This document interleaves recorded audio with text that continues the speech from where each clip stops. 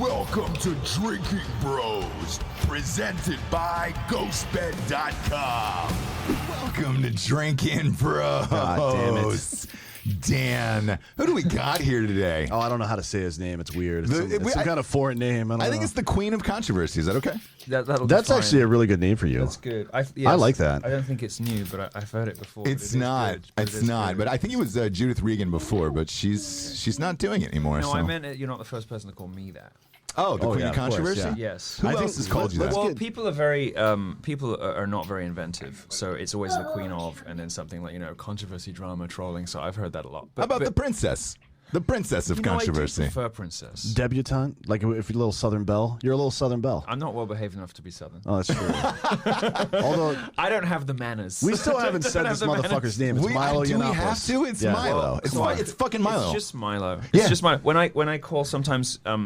If I have to, sometimes you have to speak yourself because it's the account holder or whatever, to the water company or the power or whatever. Yeah. And so they hand it over to me and could you spell your surname, please? Nope.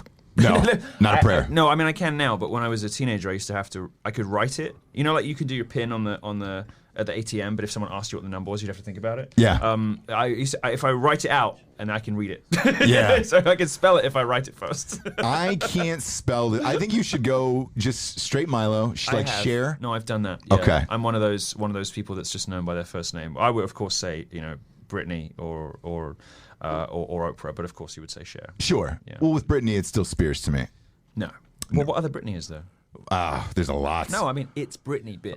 Come on. Well, there's a lot of white girl Britneys. We're drinking White Claws here on a Saturday. I learned about this recently. No, I know. I can't hear you Britney? off camera. So there's a Britney on. There's a she has white such blonde nice hair, Britney I was off just camera. starting to like she does her. have nice hair. She keeps I'm fucking up kidding, the room, it's a though. great name. No, this White Claw thing, I learned about it last week, and it is ghastly. It's crazy, right? It's awful. But It's taken over the nation. and yet, I did find myself putting an order in yesterday. Yeah. Because somebody gave it to me on the show. I'm like, you know what? I don't want to get smashed, and it's better than that flavored seltzer crap, which is for women. Yeah. So And this makes you lose weight, they said. okay. Rubbish. Yeah. Rubbish. They were a sponsor at one point. Rubbish. Oh, sorry. I should be nice. No. Here's what You've got to warn me. You've got to warn it. me. You've got to warn me. Here's what happened. Dan told about 5 Holocaust jokes to start off the show. I did not tell Holocaust jokes. I made Allow me, statements of fact that were somewhat comical. If you don't mind, go ahead. I'd like to play the role of neutral arbiter here. If Yes. you could retell your what would you class them as? Great. Factoids. So Dan, he's a young and Frank. And then I will. No. Listen. I'm not younger than 14. I have asked people to lock me in the attic before, but it normally is a route. No. Listen. I've got fucked in the loft. That would have been better. There you go, yeah. Now We are in New York. if you tell me your factoids, and then I will judge at the end of all 5 whether it was right and proper for them to drop as a sponsor. It was, but it was in the moments, and it was regarding little shoes. I think. There was one about little shoes. Yeah. Like I'm he already asked, on their side, but go on. No, let's we go. were Let's go. we were talking to this lady that does clown pornography, right? Yes. There it is. There you go. There it There's is. the White Claw all over the table out of Milo. Yep. I didn't think that would be the one to shock you. I wasn't shocked. I just wasn't expecting it as a lead-in to a Holocaust. Well, I'm trying to set the scene for you. So she's in full clown regalia, right? The whole sitch, Face paints, wig, Right. the whole thing, the whole clown porn thing. Yes. And he asked her about having. Wait, I'm sorry. Hold up. So clown porn, is that... I want to know who it appeals to. Is that people who want to get fucked by a clown, or is it people who want to fuck clowns? Both, yeah. Well, yeah, but there's got to be like a primary market. Like, for instance, as you will probably know, people who go for tranny hookers, correct, typically want to be penetrated by the transsexual. They do not want to. They do not want to fuck the transsexual. You know that, right? So yes. So I did know that. It's That's good. It's like 97% that way. So there she must pegs be them. with clown. Yes, she pegs them. There we go. So there we go. Some of them ask for straight mish, where obviously legs over their head. And then she pegs them. Thanks for explaining what missionary is to me. No. I would have had no But we idea needed to otherwise. go there with the pegging element to it, right? Because pegging from behind with a dildo on is tough That's because she's a called smaller girl. gay. Well, no, but she's a smaller girl. Oh, she's She's very small. She's not a midget or anything like like that. a spinner? No, not a spinner. I She's would got say- legs and shit, so it's cool. Yeah, she's got real Cool. legs. She's Yeah. got human legs, obviously. No. But spinners are just little. Yeah, you can. No, yeah, we you can need to time talk around. But- Yeah, you spin them around. Yeah. yeah, You just yeah. put them on. You can spin around. It's She's a spinner. 5-1er. I don't mean she's like a dreidel. I mean, you don't know what a spinner is? Not at all. But again, going back to the Holocaust, he yeah, threw in nice. the dreidel, and that was a nice callback. You see how professional I am. You're now working with somebody who knows what they're doing. You see how effortlessly I put that in there for you. Oh, this isn't Paul Blart Mall Cop, but that was a nice segue. Yep. That was a nice segue on that. Okay, let's move past it. So, you made a comment about little shoes. You did. I didn't know And about the you little said, shoes. You said something about me having a collection of little shoes, and somebody, I don't remember who it was, There's a asked. photo of little shoes.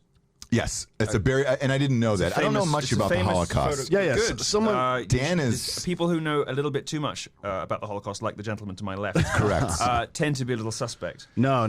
They can even represent a sort of commercial liability. Sometimes they even get your sponsors. Oh, yeah. to pull out. Yeah. Well, this is not the only reason they left. Yeah, At sure. any rate. There was a guy who had just come off of a convicted murder who was on after that. Yeah, we didn't get to the joke, Why though. are you backing him up? I'm not, but I'm backing up White Claw. Really apologize, White Claw, about the convicted murderer and the other. That's whatever. you Anyway, weren't expecting that. So that the day. little shoes thing, I said, somebody asked where the fuck would little shoes even be, and I'm like, well, the Holocaust Museum. That is a That's fucking funny. fact. It's very That funny. is a fact. Very the second funny, thing that happened completely was acceptable and the kind of thing that you could hear on any stand-up stage in any comedy club. agreed. Anywhere. Agreed. Totally, So totally fine. so then he says something about the girl. Or you said something about Anne Frank, and the clown porn chick says, "Oh, I often get told that I look like a young Anne Frank." Yes, And yeah, exactly. Yeah. That's a weird thing to say. because it's bad because there was no older version of Anne Frank. Well, that's what I So said. we don't have one My to go response off of. was, You know, well, that's very insightful of you. Yes. That's a very penetrating and persuasive analysis. Thank you. I don't often hear the word penetrating that much, and when I Certainly do, not as a compliment. no, not at all. so my Not at all. Normally, when she says it, it's not a compliment. Normally, she's saying you can put it in now. Yeah, I did. my response was simply, well, there was only a young Anne Frank. Yes, and so that And was that again it. is not a joke. That is a statement of fact. So you two both, great insight there. We're Francophiles. Into why it's what? Yeah, we're Francophiles. We know about I Frank. feel bad for Anne Frank, not just for getting murdered by the I Nazis, think but Francophiles are people who like France. Didn't know that. Yeah, I think you'd be. An, The more you know. you'd be an attic file. I don't know. yeah, whatever it is, Statistician, whatever yeah. it is, that's what we are. What Statistician. would be the Greek for Anne Frank? Boy, I'll figure it out. is it Euro? I will figure it out. Because that's the only thing I know in Greece. I will figure it out by the end of the show. What about and that I will movie, let you know Grease? what an enthusiast of Anne Frank would be. Welcome to the show, by the way. Yeah. We're glad you made it. I almost didn't because I've had a very taxing fortnight. And Really? What happened? I've just been working very hard, which is not unusual for me. I mean, I live a life of leisure and privilege. Of course. And this morning, as they were deciding whether or not I could afford to fill the chopper to get here, I just sort of thought, I don't know if I can face it. And in the end, I've just shown up in my robe because I'm here because I promised to be here, but you're not getting me dressed. Of course. And you sent me a text this morning. You said, "Hey, is this on camera?" I said, "Yes." And then you go, 3 hours before the show, is this on "Can I camera?" wear my robe?" And then you sent me the exact make and model of the robe. Tell the audience what it is. No, I didn't mean. I wasn't like bragging or anything. I was just like, "Can I wear my leopard Roberto Cavalli robe?" Then you And I said, sent a photo, and I said, "It's my favorite." It's my favorite. But you have to understand, I was like 3 minutes awake, and I was like, can I just? It's my favorite. And we said, "Yes, this you is said Drinkin' Bros. fine. You can wear it." Dan often wears a robe and slippies on the show. Slippies, yeah. Yes, Slippies. Slippers. slippers. Oh, slides. Even yeah, though he's yeah, killed yeah, hundreds yeah, of slippers. people overseas, he's not afraid about it's so hard. about leisure as well So with it's a the pair of only- slippers. It's the only reason I showed up. I just wanted to be in the aura of it. Yeah. How many people have you killed? Me? Yeah. Well, look, I'm one of those ones. You just slayed iron, right? Yeah, I mean, look, you don't get this jacked for nothing, obviously. Not just sitting on the couch. I'm one of those people who's Well, you're still doing dreamed this, of a so murder. it's for nothing for you. I know, but I've dreamed of a murder. You did. Haven't murdered anyone yet, and I feel I less have than. some recommendations. If you'd like some murder recommendations. It's funny. I've got a list. Let's do that no one off camera. famous. I don't want to murder anybody famous. It's normal people who have like fucked me over in No, life. I've got a really long list. It's Oh, boy. It's here somewhere. Is that Look, Don Lemon on there? This is my murder list. No, he's not interesting enough to murder. I want. I don't want you to out there murdering some black fag. I want you to murder somebody who deserves it. Sure. So who do you got? Who's the top of your Anderson list? Cooper's much better. Got it. Far, far better target. Got You it. go out there trying to kill gay black people. You might accidentally take out my husband. I don't want that. Oh, you married? Yes. Yeah. Well, Yeah. quote unquote. Quote unquote, yeah. I'm under no illusions about it being a holy sacrament. Of course. But I'll take the tax breaks. Does he get half if you guys get divorced? He gets everything. Really? Yes. The first thing I did, because I have been pursued. I'm so glad we've moved on from that previous discussion. We didn't get to the other the other three things that you said, but let's move on. You don't need them. I've been very heavily pursued my whole life. It's why I've never really been into pornography or masturbation, because I just never had trouble finding people who wanted to have sex with me. And when I got money and headlines and stuff, the problem got even worse. And I found somebody who had never heard of me and married him on the spot. And it turned out really great. So I'm kidding slightly, but the first thing I did before we got married is I paid off all his debts, and I said, this is yours no matter what, because I want us to be on an equal footing, as adults, and see if this works for real. And it was the best thing I ever did, because it was the thing that set us both up as, there's no kind of like man paying for a wife relationship here. Sure. So you're not asking dad for prom money. Best thing I ever did. No, and then his son, my stepson, gets everything. If anything happens to us and all the rest of it. No, it's family's very important. I might be a hideous, degenerate homosexual, but I can get as close as possible to a virtuous life. Yeah, to a real person. I did the opposite. Exactly. Yeah, I married somebody who looked up to me, knew about how famous I was. Yeah. Yeah, I did the exact opposite. Oh, you married a groupie? Yeah, somebody who really looks up to me. That's really lame. Are you still married? Yeah. Sorry. That's great. When I met her, there was a statue of myself inside of her house, and I thought to myself, "This is great." That's not true. This is great. That's not really true. No, it's not. No, it's not. If she were here today, she'd punch you right in the face. Punch me right in the dick. People do have pictures of me on their walls, and I have gone home with somebody during my college tour, not realizing that was the case, and woken up the following morning to see my own image, in a massive, whatever the biggest poster size they do at FedEx Kinko's is. And I'm like, oh dear.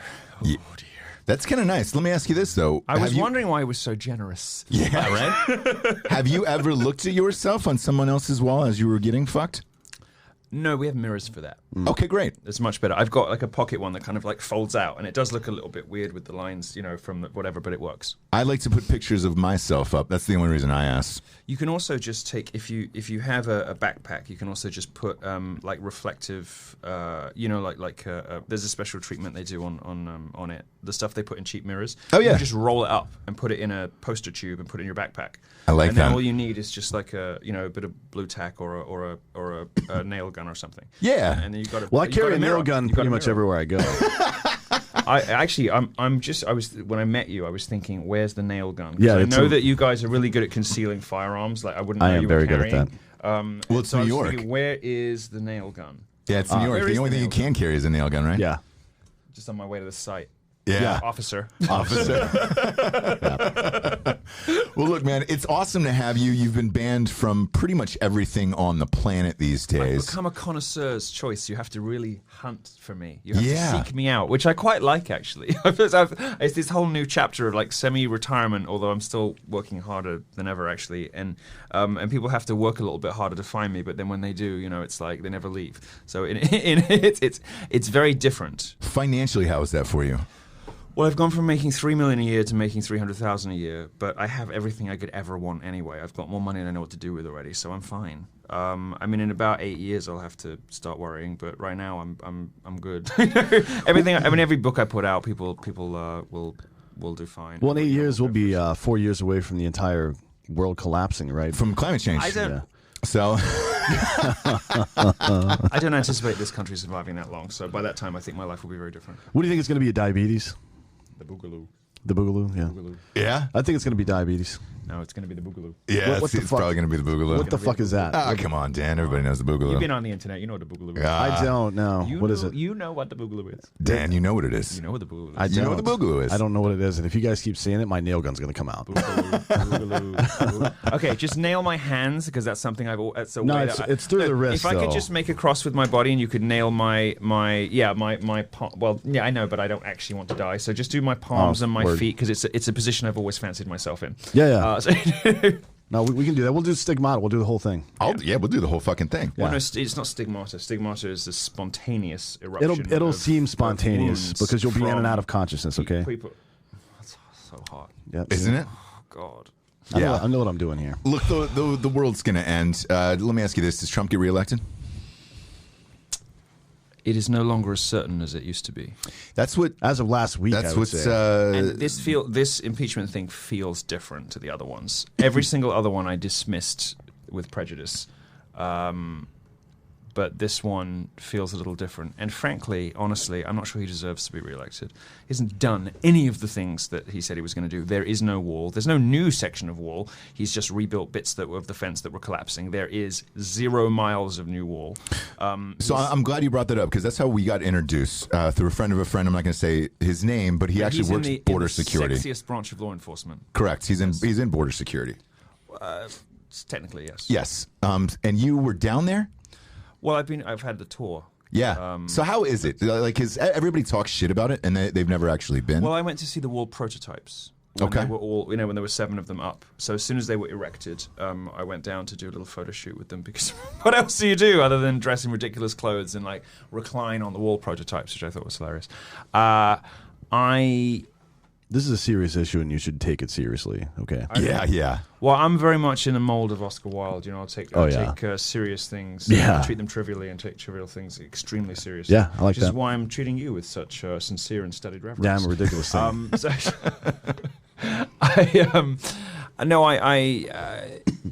You cannot tell by sight whether anything new has been accomplished, but we have only what we can go on from from our friends that we trust and reporters, and I pretty much know everybody down there and all the rest of it.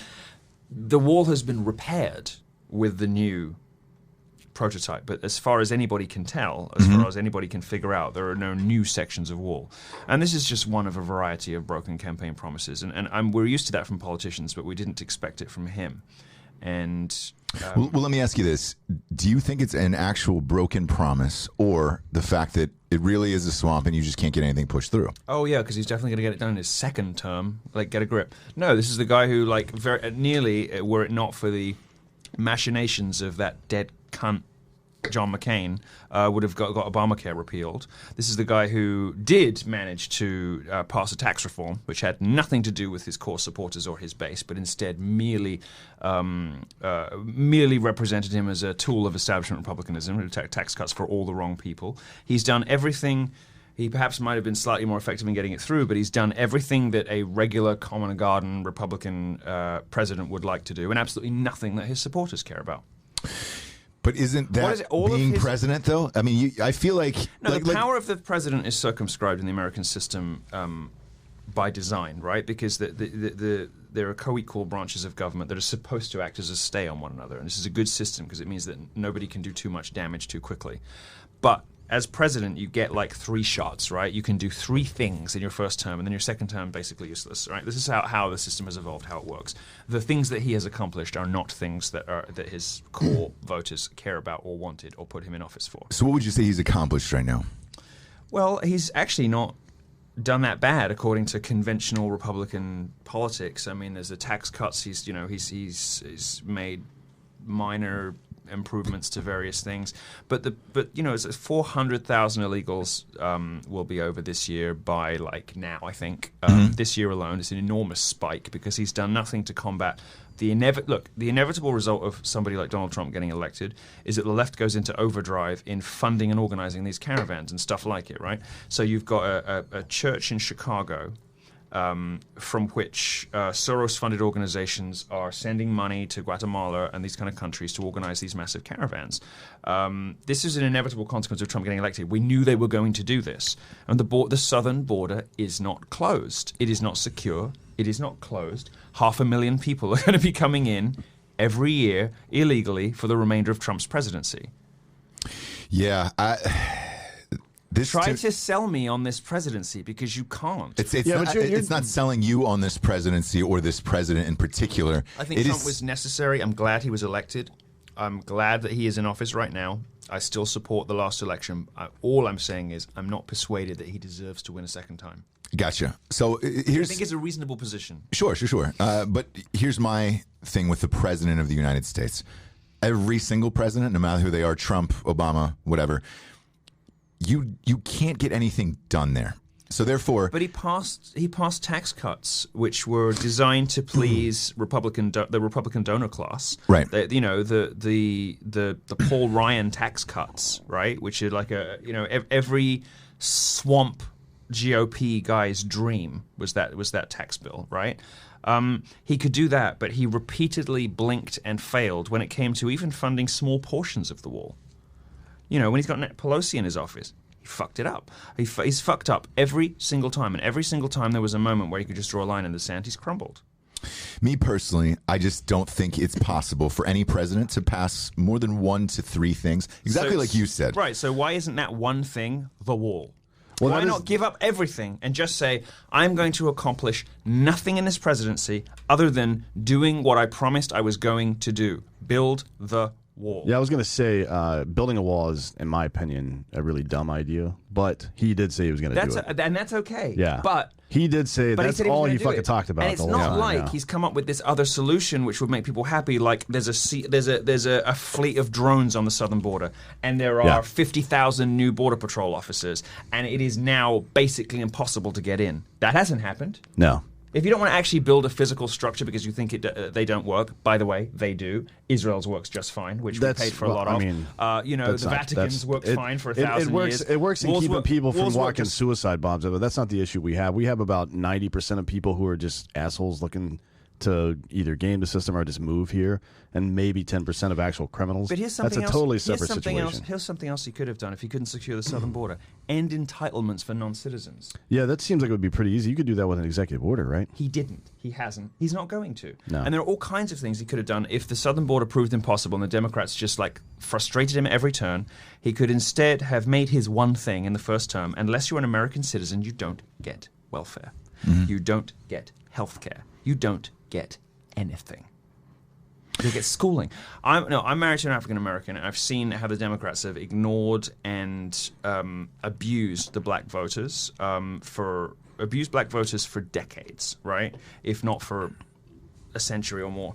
Not quite that long, but you took a Clinton crime bill, blah, blah, blah. Now black votes are just taken for granted by Democrats, and Democrats are focusing on being nice to Hispanics instead. Mm-hmm. Yeah. So the result now is if you are illegal and Hispanic, you have a better chance of getting a free education at one of the nation's top universities in many places than you do if you're black. And those affirmative action places that are going to black students aren't going to descendants of slavery. They're going to rich Nigerians and rich Jamaicans who went to fancy British schools abroad and could afford then to move to America for their college. But because their skin color is good enough for Harvard, they count as an affirmative action admission. Sure. Nothing that the institutional left has done in the last 50 years has actually helped blacks in America. They're the people who need help, not illegal Hispanics coming through the southern border. And all of those black people who need help are all citizens. Yeah. The easiest way to do this, to reallocate the money that is being spent on people who should not be here, who do not deserve to be here, who have no right to be here, and who, when they come here, make the country worse, is end entitlements for non-citizens. Simple. And he didn't do it. He hasn't done any of the stuff that his voters care about. So who do you think gets in then? What happens in this next election? Well, Marianne Williamson is the only Democrat who could definitely have beat him. Wait, is that a real statement? Yes. Marianne? Yes. She could have done it with crystals and beads and rocks from around the world. I'm not lying. She's my queen. I love her. Oh, you can't see it. You know what's funny, man? A lot of people did. Kim Kardashian. She's on my phone. I love the bitch. No. So you have to understand, like, the last election was a cultural election. And it was the first one fought like that, maybe since Buchanan. And it wasn't racial. It was men v. women. It's the difference between people who look at Greta Thunberg and think, oh God, we've got to do something. And people who look at Greta Thunberg and think, that's an autistic child in need and her parents are abusive and she should probably be taken away and taken care of. The first group is women. The second group is men, pretty broadly. And the last election was men v. women. Pretty obviously and pretty simply and plainly. The next one is going to be that turbocharged. Now, Marianne Williamson is the female Trump. She is his perfect counterpart. Where Trump is bombastic and masculine and a sort of representation of the id, Marianne is sensitive and spiritual. Think about this. 1.4 million Americans now describe themselves as Wiccans. That's more than Presbyterians, right? And these are all women. They're all women who are searching for spirituality because they no longer have children, family, or God, right? They don't have a church, they don't have kids, and they desperately need some meaning in their life. They're turning to this garbage Wicca stuff, right? These people are Marianne voters and a lot more besides. And Marianne represents the perfect counterbalance to Trump's bombast and ego-driven, machismo. She's sensitive and spiritual and a bit wooey and all the rest of it. But women go for that. Look at Oprah. Oprah Winfrey was Oprah supported her. Kim Kardashian supported her. Oprah for 2 decades was telling women completely contradictory things from one week to the next. One week she would have the author of The Secret on, which said, if you just wish for something and you want it enough, it'll come to you. The next week on, she'd have Deepak Chopra, who says something completely different. And about all of them, she would say, I'm just, this is your truth and your spirituality, and I find meaning and joy and love and value in all of this stuff, right? It's complete crap. But women like stuff like that. Women believe stuff like that. They buy into it. They become Oprah mega fans, and they buy all the books she recommends, even though all those books are directly contradictory to one another. That's the appeal, potentially, it could have been, of Marianne. So why isn't she getting enough points to get up on that stage, on the debate stage? You have to get 60 million votes to win the presidential election. That would never happen with her. There's a 0% chance. You are just CNN in 2016 right now. No, that's what you're doing. That's what you're doing. The New York, we called Trump getting elected. We did, yeah. No. But you're on the other side, right? No. You are the New York Times predicting 98% likelihood of a Hillary Clinton victory. That's what you're doing right now. No. You're just as wrong as they were. I'll tell you why. She can't get even on the debate stage right now. Because of rules imposed by the DNC that are designed to kill people like her and Tulsi, who are actually plausible candidates. I like Tulsi Gabbard. Tulsi's actually getting back in the debate, I heard. Yeah, and by the way, cut out this Tulsi crap. She's a fucking Antifa fangirl. She's been pictured with the guy saying she was so proud to be protesting the XL pipeline with him, and this is the guy who was arrested for trying to buy weapons from Mexican cartels to start a war in the U.S. and start shooting up ICE facilities. So stop with this pathetic, childish Tulsi fangirling. Every single conservative and libertarian podcast I've ever been on, and everyone I've spoken to is like, oh, Tulsi. Grow up, get a grip. She's hateful and horrible. Just stop it. How is she hateful? What have you heard her say that's hateful? Because she's an Antifa fangirl. I mean, look. Taking a picture with one guy doesn't make you a fangirl. What did she say about him specifically, and what did she say when people ask her about it after he got charged with actual crimes? That's what I would like to hear. She hasn't been challenged about that particular thing, but she has said, and she has expressed support for Antifa in interviews. By the way, on a more fun note, did you see that picture that looks like it might or might not be Ilhan Omar with her new white boyfriend at the violent Antifa protest? No, but I know she filed for divorce this past week, so that's pretty funny. What a home wrecker. It's like, go try what you just did in Somalia and see what happens to you, bitch. Oh, she married her brother first. You get your head cut off. First of all, she marries her brother, which, of course, in the Muslim world, they don't care too much about. But then she's an adulteress who goes off with a white guy, with someone who's not Muslim. That girl's getting stoned. Yeah, I think in Somalia they put tires around you and then set the tires on fire. Right, but that's the Somalian version of that. Is that real? Yeah. Of course, this wouldn't happen to the Omar family, because the Omar family, every man that she is related to by blood, with the exception of her brother, was working for the genocidal Somali government. And the reason that she fled Somalia isn't that she's some terrible victim of geopolitical circumstance. Her family fled Somalia because they were supporting and working for a genocidal dictatorship that was killing fellow Somalis. And when that government fell, the family, which was of course rich from all of its disgusting genocidal takings, was wealthy enough to flee to America. First of all, they went to Europe and then to America. She's in America because her family got rich off genocide in Somalia. This is like the most evil person that could ever have been elected to Congress. And the worst thing about it is that the Democrat Party shoved aside a much more popular Somali Muslim in Minnesota who the voters liked more, shoved him aside in order to put her on the ticket. Who knows? Maybe because she hates America more. But no, she's in place because her family had genocide-gotten gains and were able to flee and all the way to America. And now she's trying to tear this country apart, like her family tore the last one. Yeah, we've done shows not entirely about her, but a lot about her recently, and it's like, look, I don't mind multiculturalism. I think it adds a lot to America, and that's kind of what America is in some ways. But there are certain fundamental things, like if you come from another place to trying to escape whatever you're trying to escape. Let's say she was a victim of something, right, in Somalia or wherever else it was, and she comes to America. And then she's like, you know what? This isn't like where I came from. I'm going to change this place to reflect. It more like the place I fled from. What kind of fucking sense does that make? She's trying to make it more like the country her family engineered. Exactly. They had to flee well, from in her case, because they were toppled. But even if she was a true victim, when you say I like multiculturalism, I think it adds a lot. What does it add aside from restaurants? Restaurants mostly. No, I'm absolutely serious. That's all I care about. But you can have restaurants without destroying your country. You can't though. Like, look, I wanted the taste of Italy, so I went to Olive Garden the other night. Yeah. Didn't really have it. Don't you talk poorly about Olive Garden on this show. Look, I love American things. I even love crap American things, just because they're American, because I'm still excited about being here and everything, because it's the history of human civilization. I love it. Yeah. But there are American institutions that suck. And Olive Garden is one of them. Oh yeah, it's terrible. We went there to celebrate his book going #1, and you went to Olive Garden, so it wasn't really a joke. So it wasn't really a celebration. It was a joke. No, it was. They look. When I was there, I felt like family. No, I ordered a steak and meatballs. Can and you imagine lining up for that food? No, I can't. Are you out of your minds? What is wrong with this country?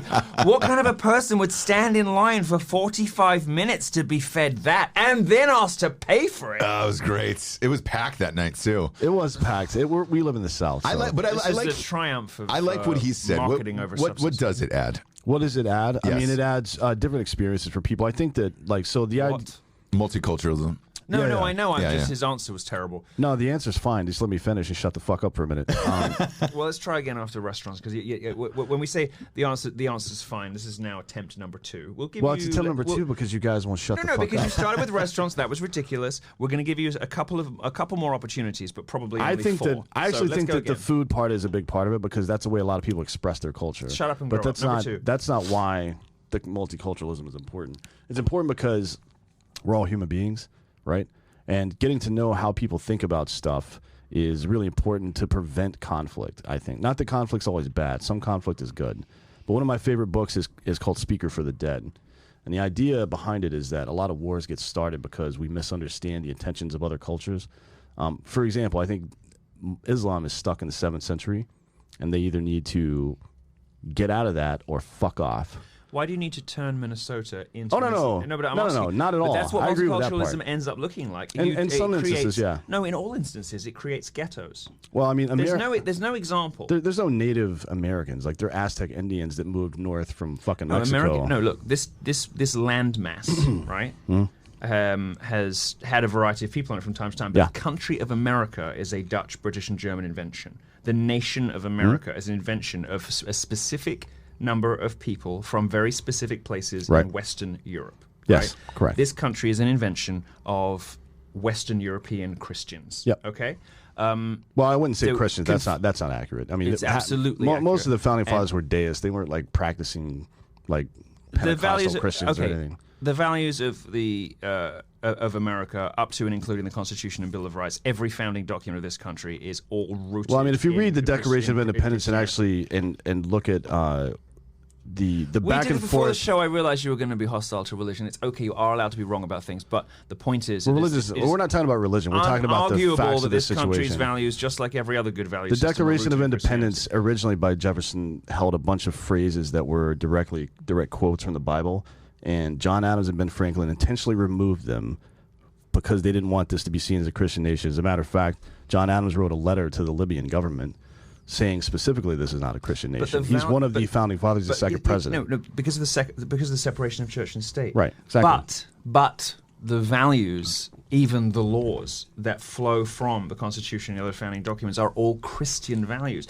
They don't exist in non-Christian What does that mean countries. to be a Christian value? You're talking about like the Ten Commandments or something? For instance, a person who is enshrined with certain inalienable rights, that is a directly Christian idea that did not exist before Western European Christianity. It didn't exist before Western civilization. I would say it's Christianity. Western civilization is Christian civilization. In ways, yeah. I mean, not I guess. in ways, directly and only. Look, the concept of an individual as having unique that's value. the Magna Carta. That has nothing to do with Jesus. The Magna Carta is 1,000 years later. I'm talking about the rise of Christianity under Imperial like the 4th century? Rome. Imperial Rome. When Constantine finally enshrines this, it's because what Christians have done in Imperial Rome is they've done this amazing revolutionary thing where they've told Romans who previously considered their wives and their children to be property and chattel.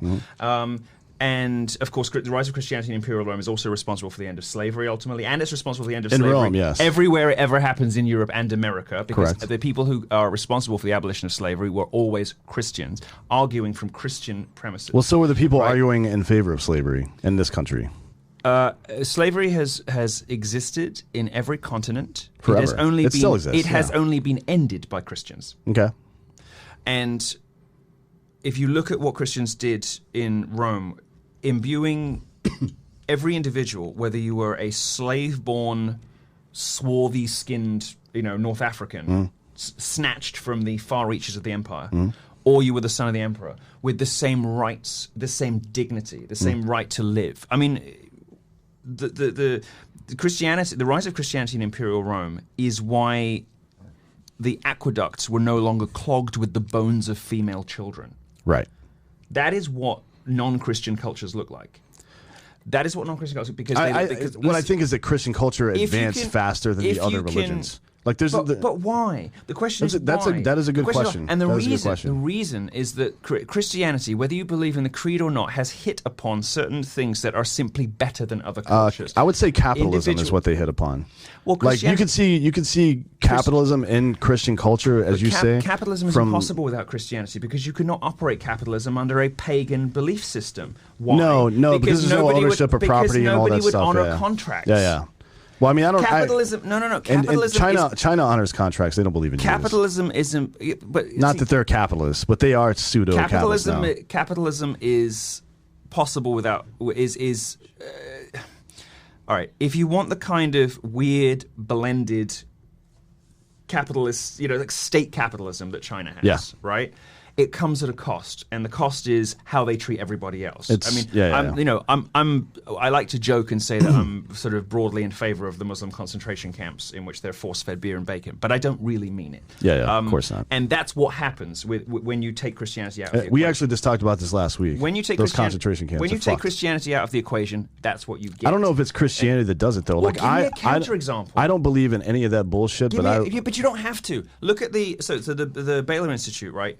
Shows, and this is from a secular perspective, a lot of their research, how objectively superior Christian countries are because of how much more nicely people treat one another, right? Okay. And this is the basis for healthy, respectful, sustained, predictable, and humane growth of nations. Are you Christian? Yes. He's Catholic. Yeah, so just a couple But I'm not a very good one, and I have plenty of problems with the Catholic Church is an absolute tip, which I've written a book about, and I have problems with reconciling my own faith with my own, with all kinds of things. All that will be obvious to you. My faith is not in question here and is not relevant because I'm not making an argument from my personal faith. I'm making an objective argument about the superiority of Christian civilizations.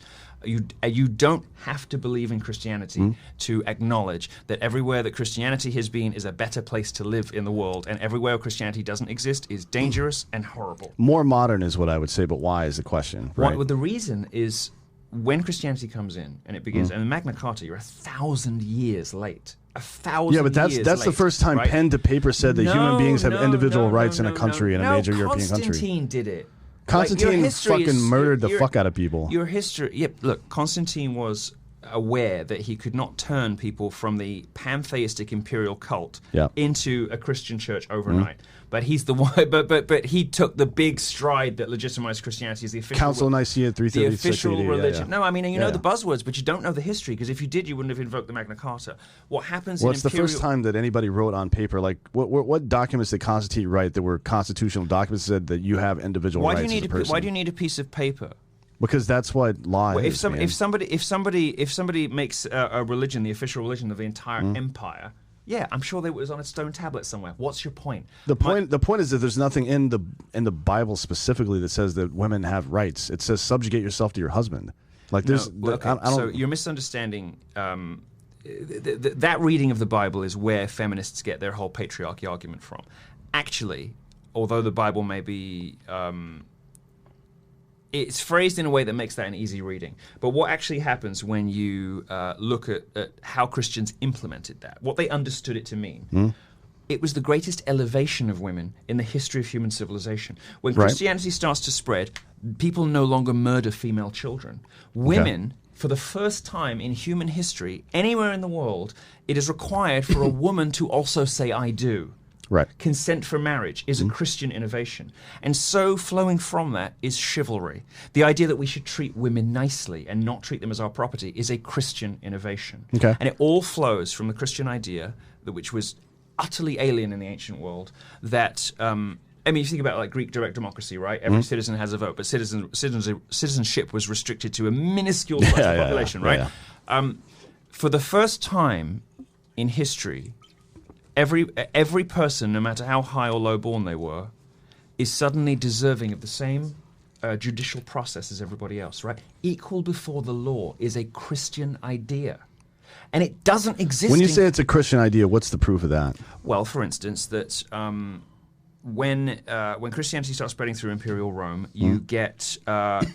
officials on trial for things that previously only slaves would have been charged for. And you also get, more importantly, people are no longer allowed to just kill their family because they feel like it, right? Right. The idea of everybody being equal under the law and following the same moral principles and precepts is a Christian invention, and the consequences of it are not so much about bringing the high low, but bringing the low high. Right. You keep saying it's a Christian invention, but I don't see any evidence of that. Like, there's no documentation of like what are you talking some about? Major Christian Read leader Tertullian. or the Bible. So Tertullian, for instance, who is a theologian and a historian, a contemporary to all of these changes happening in Imperial Rome, who's talking about this stuff. And there are also hostile Roman authors who think that Christianity is a weird cult that gives slaves too much power over their masters. Right. There's plenty of documentary evidence. I'm sorry that you don't know it, but that doesn't mean there isn't any. Now, if you read, for instance, Tertullian, you will find these great, dangerous, innovative ideas, like, for instance, that when a female child is born, rather than dashing its head on a rock because it's going to cost you money in a dowry or because it's going to be a drag on your family resources, as you would a cow or a pig, instead, you should raise that child with love and allow her to choose who she marries. This is like a mind-blowing thing that happens in this time in history, right? And let us just examine elsewhere in the world where Christianity has not reached. Well, the best example we have, and post the rise of Christianity in the Roman Empire, of course, the entire Middle Ages is the story. This is a story for the battle of the human soul between Islam and Christianity. Islam today still has the same values it did then. Right. That's what I was saying earlier. And that's perfectly true. Yeah. But look elsewhere in the world and you discover, well, what are the Buddhists doing to Muslims in the Far East, or the rest of it? The Crusades are always cited, which were, by the way... How many people died in the Crusades? The Crusades, which were a defensive war, and which have absolutely no... there's no real... The Crusades were a defensive war, but in addition, they, in my view, satisfy the conditions for a just war, because I think that they were morally justified. This is going to take us way, way outside, but there are good historians like Richard Landes who talks about stuff like this. I think they were a necessary and just war, and I think that you would probably agree, as somebody who's fought in them, that at least that concept exists, even if politicians don't get it right. Just war, you mean? Yeah. So this is Augustine and all the rest of it. There is such a thing as a just war. It has to, it has to be necessary. It has to be whatever, right? So. the Crusades are so misleading, and it's always the thing that the left always invokes to show that Christians are bloodthirsty. But if you put that in the context of, millions of people being slaughtered in the Far East or the Islamic world today, it's laughable. Yeah, it is. It's laughable. Yeah. Even in the context of the First World War, it's laughable. So what's the grand hope out of all of this? That America should not let in anyone? I think that it should. I think that. I'm personally a little bit closer to Trump's public stated position, which is you can come in, you just have to come in legally. But I would rather that if we're going to take in anyone at all, and it seems to me sensible that America has maybe a 10-year border closure, effective border closure, just to give the system and people a bit of a break. After that, I would say a blend of human compassion and what the economy needs. So the first bit of that, who are the people who are really in need? Every other country in the world picks the people it picks its own guys, right, to save. We're the only, Western Europe and America, the only places in the world that actively bring in people who are hostile to our way of life, right? Yes. And we call it compassion. It isn't compassion. It's not good for them and it's not good for us. So why don't we look at the persecuted Christians in the Middle East who are being slaughtered by ISIS? Would they leave, though? Would Assyrian Christians in Egypt really leave Egypt? Offered a place in America? Maybe. What do you think? I don't know. I've been there. What do you think? I've met those people. I've met them in Iraq and Egypt and shit like that, and I don't know if they would leave their hometown. If they ask for help, then we should If they ask for help, them. we should absolutely. If they don't ask, I think if you reach out to these people and say, look, we have most of what we're going to do, the second half of what I was saying, is an Australian points-based system where if our economy needs doctors and you're a doctor, we'll give you a green card. We do something like that now, but it's all fucked up, right? But we'll give you a green card right quick. Like we just dumped a bunch of Somali people in northern Minnesota, but beyond Ohio. that, if we say 10 to 30% of our immigration, even that high, right, is going to be people who just need a break, right? Who need to be rescued from something. Why not pick Christians? Why do we have to pick Muslims? Why do we have to pick people from a religion that is utterly antithetical to our way of life? And when we know, because our intelligence services, which are by no means right-wing institutions, and our media and all the rest of it are telling us that 25% or 35% of Muslims worldwide are radicalized, by which they define that as have some or a great deal of sympathy with the 9/11 and 7/7 bombings. Yeah. Why are we taking these people? It's insane. And the thing about Islam, which is unique, because it's so rooted in these, as you correctly say, in these 7th century values. Yeah. When you get these ghettos, which is always the inevitable consequence of multiculturalism, because we're not a melting pot, it's more like a mixed salad. We don't actually blend with one another. It takes a long time. Right? Like, and as anybody knows from mixing a salad, Indian people have figured it out for the most part. Well, there are exceptions because they're not Muslim. Yeah. Right? Well, some of them are. Some Indians are Muslim. I don't know if those particular ones. I've never seen any research on that. The Indians who have figured it out, and Britain is the example of this, right? Become better Brits than the white working class. They're shopkeepers, they're owners. You never see their names in the paper. They never get arrested. They never commit crimes. They're model citizens. First generation Americans are like some of the best. But they're Hindus. Yeah. Okay. They're Hindus. I don't know that for sure. The but Pakistani and Bangladeshi and Indian Muslims who come over, who form ghettos, they over successive generations, their social attitudes get worse, not better. Well, ghettos will do that.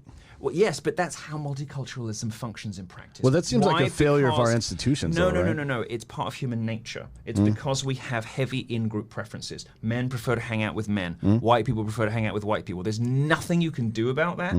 Educating people about the differences between different ethnic and sexual and various other kinds of groups, so people can get along. Well, that's the purpose of etiquette, manners, politeness. It's a system through which we can all get along with one another, irrespective of the world we go back to. Right? I just think that's what manners are for. Of course, but I think the conflict part is important, though. Like the shift in attitudes towards gay people specifically over the last 15 years has primarily been because. One, gay people started coming out of the closet and saying, hey, we're just people. Then two, people had to face the reality that their friends and family were gay. And it's no longer this other person, it's someone that they know. And how society benefited from that? Because what I see is the abuse and sexualization of children, gay pride marches, and drag queen story time. It's really bizarre. That part is really bizarre. No, it's not that part. That's what you accomplished. I do not see gay emancipation as a net positive for society. I don't think it has benefited most people. Really? I think no, of course. So as a gay man, look at it. Look what it's done. Look how gay people behave. It's made gay people unattractive, unbearable, undateable. They're miserable. Do you think that's just... They're miserable. Look at how they behave. They're not happy. Do you think that's just a sign of the times, though? Everybody's miserable and unhappy Well, now, and act like assholes. Everyone's so entitled these days. I mean, everyone is unhappy, but everyone is unhappy. But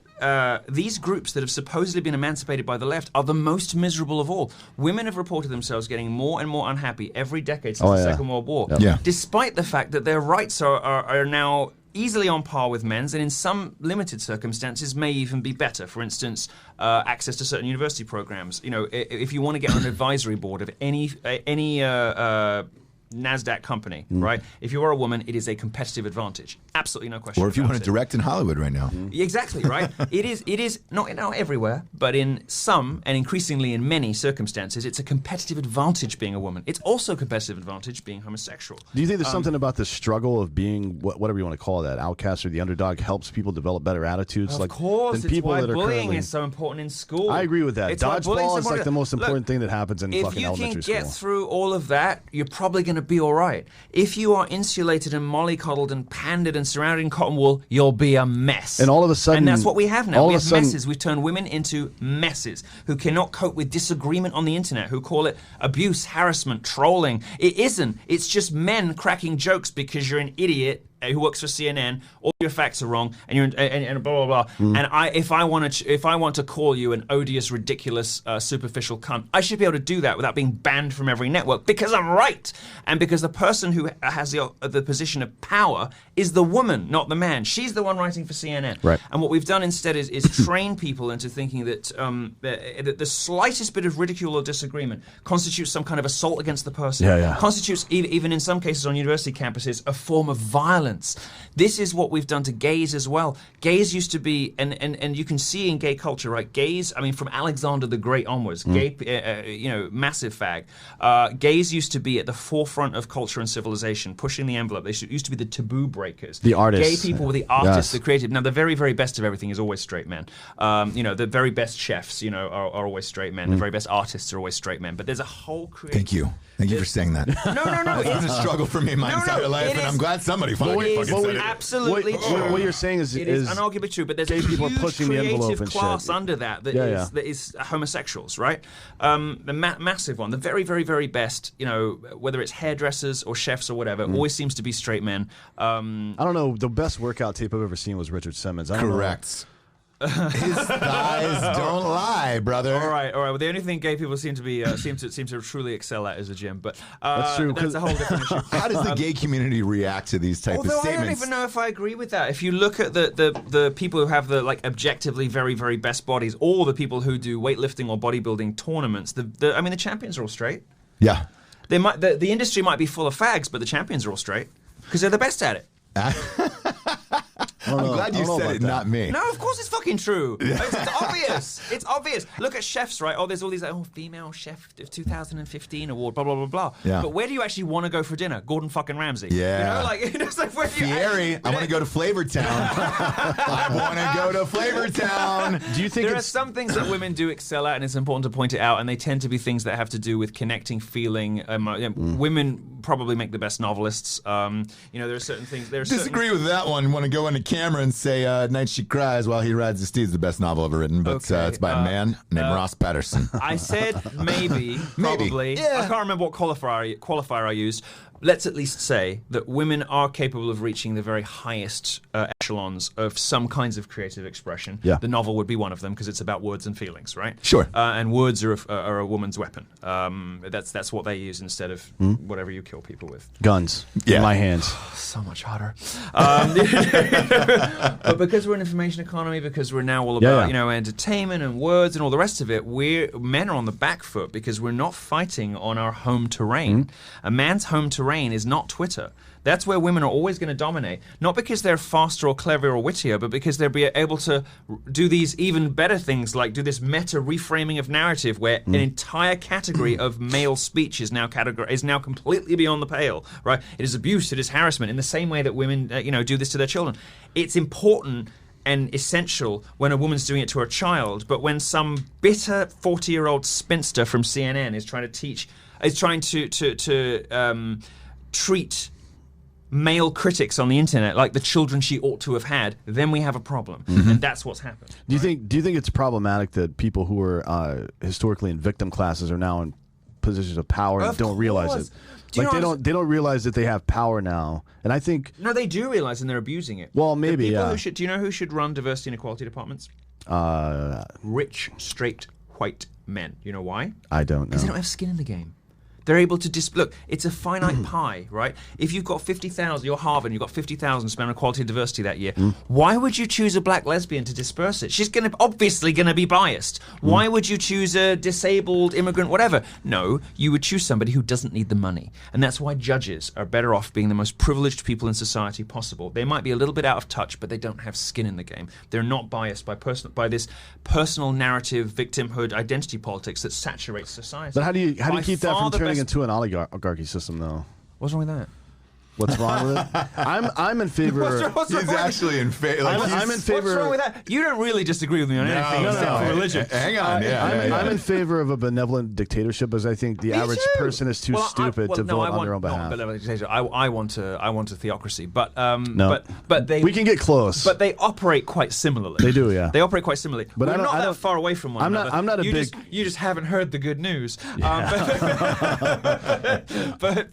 you know, I'm not a huge fan of voting and all that stuff. Like so the average IQ in America is 100, and mental retardation begins at 90 and below. Right? No, it's 99. Yep. It's going down. There it is. There it is. It's going down right now. Yep. 96. So there it is. That just means statistically speaking. 300 over the border. 95. Yep. Statistically speaking, 50% of the country has a IQ below 100. Right. That's how it works. That's how math works. No, not really. Well, that's mode and median and shit. But anyway, yeah, but there are people who have IQs of 100, and there might be 3 people who are really high, and a bunch of people are only slightly low. So no, that's not how mean works. I got it. Distribution, got it. So let's just say that there's a lot of people in this country that are getting closer to retarded. There's no way to know how many. The only thing you can say with any certainty is that there are some people below 100. Yes. Okay. Good. So that was semantic. It's important to be precise, don't you think? It is. Yes. Very important. So the average college graduate's about a 120, give or take. So that means there's got to be a lot of people below 100. I don't think it's that high. That's I think a lot of people. I mean, look, if you look at the intake of colleges. Actually, you can plot it. They've done it. You know that you can look it up. Because of how many enormous education departments and business schools and bullshit subjects there now are at colleges, I think that the IQ distribution of graduates has gone dramatically down. If you look at physics, computer science, and maths, it's still going to be around what you're talking. I would guess, but actually, I don't think it's as high as 120. You'd be surprised what a difference makes just 10 IQ points. 100 to 110 is like a very dramatically smarter person. Right. So I don't think it's as high as 120.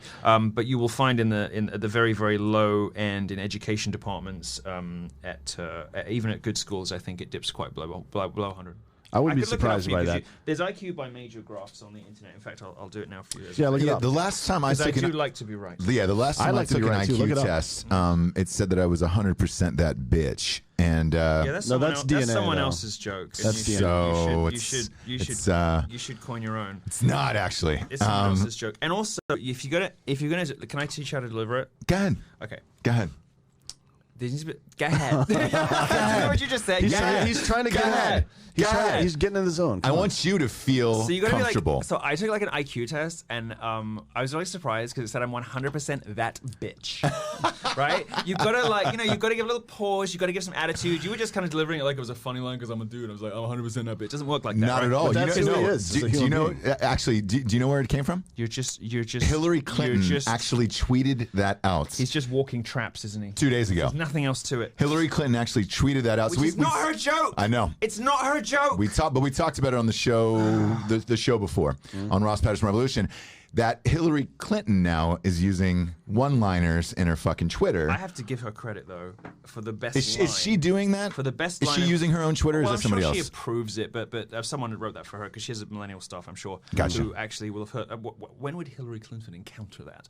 Yeah, 100% that bitch. Yeah. She's got someone who saw her on the internet. Whatever. Exactly. I have to give her credit, or whoever wrote this line, though, for the best line of 2019, where she's in an interview, and she's like, I'm absolutely sure I could beat him again.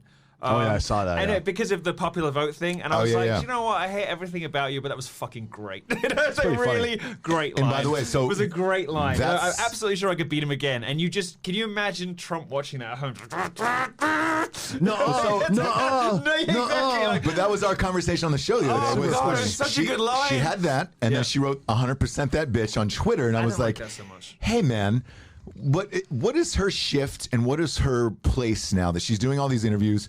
Suddenly has a witty Twitter. Is she trying to get back into the race? She's on the HGH or something.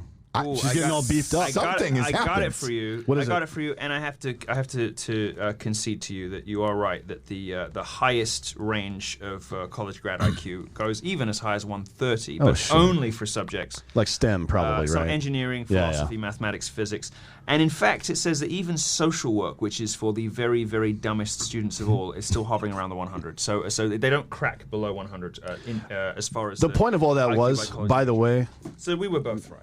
Good. I like that consensus. So the point of all that is all those people that... Well, that's not really what consensus don't... means. Okay, good. When I said we were both right, I was being gracious and generous. What I really meant was part of what you said was right and part of what I said was right, but they were about different things. That's not really a consensus.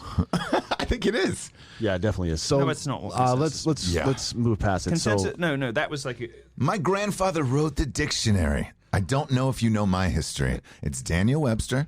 That's my grand. That's not the dictionary. I thought the dictionary was written by Samuel Johnson. I thought Miriam was your. Oh, Miriam. Yeah. Big fan. No, the dictionary was written by is, Samuel Johnson. Yeah, it was. Sometime. I don't know what big percentage. Fan of his work. I don't know what percentage of the country is boss. A college graduate in those fields that are better, right?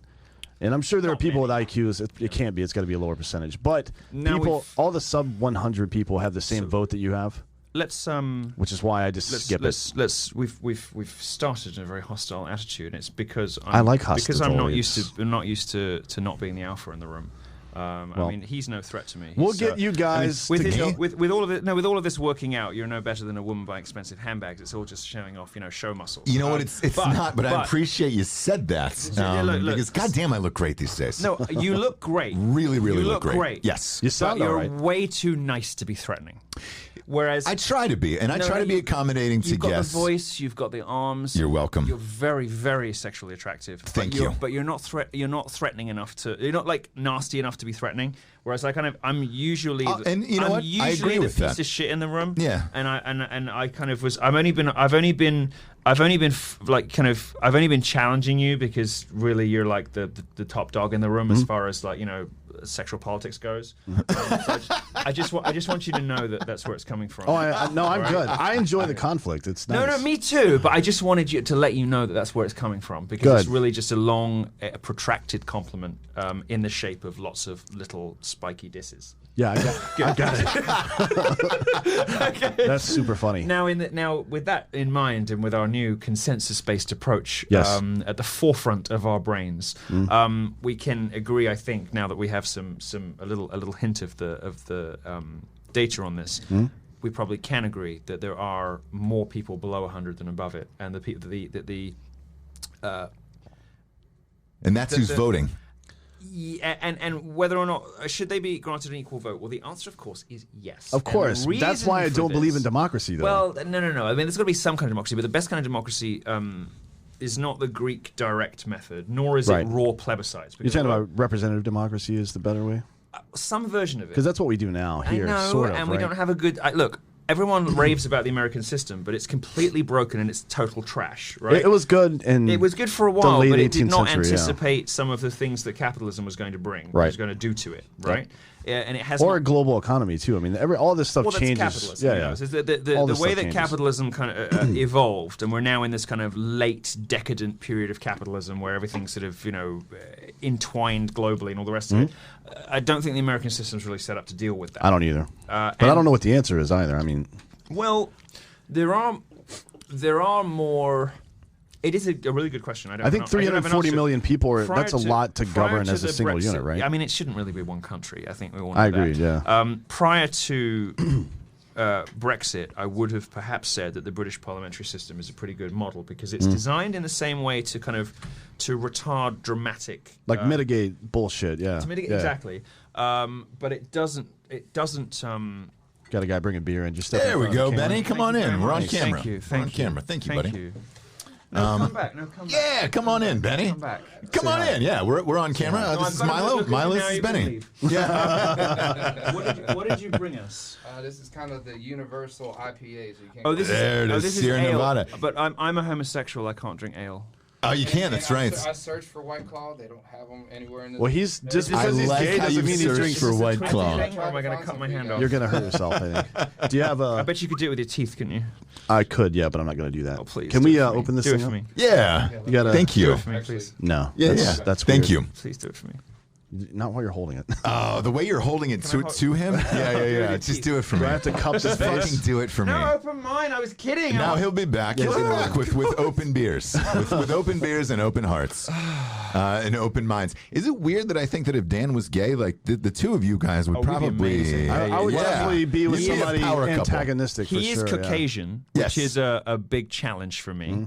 But his raw heterosexual energy Yes. might get me over the line. A lot of it. He's got a lot of raw. There is in an alternate universe some amazing hate fucking going on. Oh, between yeah, the yeah. two. Big I'm time, yeah. sure there is. Yeah. I'm sure there is. Because the kind of woman he likes answers back. But only to a point. That is- you know? that is true. Only to a point, and then ultimately she's like, then she knows when it's time to shut up and take it. But Yeah. but when she's out with friends, she'll love to like try and embarrass him and not really pull it off. I can see that happening. It is difficult to embarrass me.